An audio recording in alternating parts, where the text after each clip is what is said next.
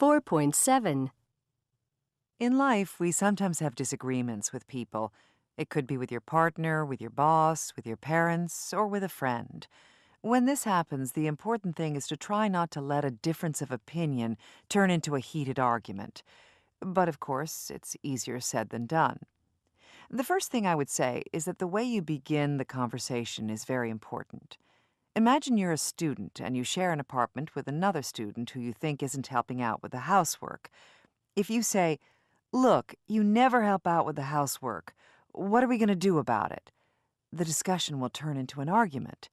It's much more constructive to say something like, "I think we better take another look at how we divide up the housework.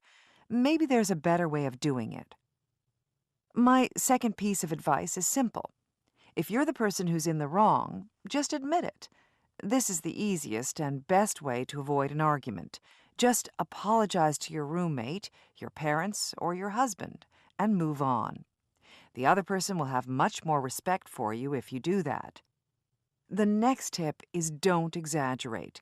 Try not to say things like, "You always come home late when my mother comes to dinner," when maybe this has only happened once before, or "You never remember to buy the toothpaste." This will just make the other person get very defensive, because what you're saying about them just isn't true. If you follow these tips, you just might be able to avoid an argument. But if an argument does start, it's important to keep things under control, and there are ways to do this. The most important thing is not to raise your voice. Raising your voice will just make the other person lose their temper too. If you find yourself raising your voice, stop for a moment and take a deep breath. Say, "I'm sorry I shouted, but this is very important to me," and continue calmly. If you can talk calmly and quietly, you'll find the other person will be more ready to think about what you're saying. It's also very important to stick to the point. Try to stay on the topic you're talking about. Don't bring up old arguments or try to bring in other issues. Just concentrate on solving the one problem you're having and leave the other things for another time. So, for example, if you're arguing about the housework, don't start talking about cell phone bills too. And my final tip is that if necessary, call time out, like in a basketball game. If you think that an argument is getting out of control, then you can say to the other person, "Listen, I'd rather talk about this tomorrow when we've both calmed down." You can then continue talking about it the next day when maybe both of you are feeling less tense and angry.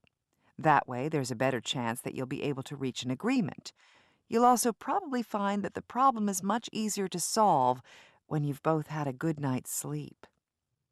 But I want to say one last thing that I think is very important. Some people think that arguing is always bad, but that isn't true. Conflict is a normal part of life, and dealing with conflict is an important part of any relationship, whether it's 3 people sharing an apartment, a married couple, or just 2 good friends. If you don't learn to argue constructively, then when a real problem comes along, you won't be prepared to face it together. Think of the smaller arguments as training sessions. Learn how to argue cleanly and fairly. It will help your relationship become stronger and last longer.